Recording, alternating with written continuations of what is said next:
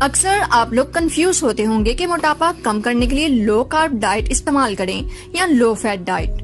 لو carb diet اور low fat diet پر بہت سارے آرٹیکلز مل جاتے ہیں، مگر اس پر لانگ ٹرم ریسرچ اب ہوئی ہے۔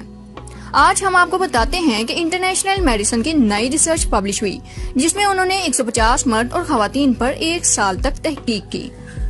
گروپ اے کو لو کارب ڈائٹ پلان دیا گیا، جس کے مطابق وہ روزانہ 40 گرام سے کم کاربوہائیڈریٹس والی غذا کھا سکتے ہیں، اور گروپ بی کو لو فیٹ کا ڈائٹ پلان دیا گیا، جس کے مطابق گروپ بی والے 30% غذا فیٹ سے لیں گے اور 55% کاربوہائیڈریٹ سے۔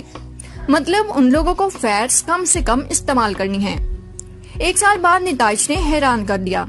گروپ اے والے لوگوں میں 12 پاؤنڈ وزن کم ہوا اور گروپ بی والے لوگوں کا 4 پاؤنڈ وزن کم ہوا، جبکہ اس کے علاوہ لو کارب ڈائٹ سے لوگوں کے دل کی صحت پہلے سے بہتر ہو گئی اور کولیسٹرول لیول بھی کم ہوا۔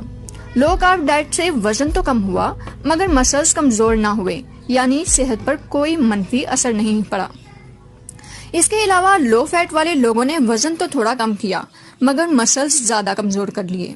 اس ہیلتھ ریسرچ سے نتیجہ یہ نکلتا ہے کہ اگر آپ کو وزن کم نہ بھی کرنا ہو تو لو کارب والی غذاؤں پر زیادہ فوکس کریں، کیونکہ یہ آپ کے دل اور پٹھوں کی صحت پر بھی اچھے اثرات رکھتے ہیں۔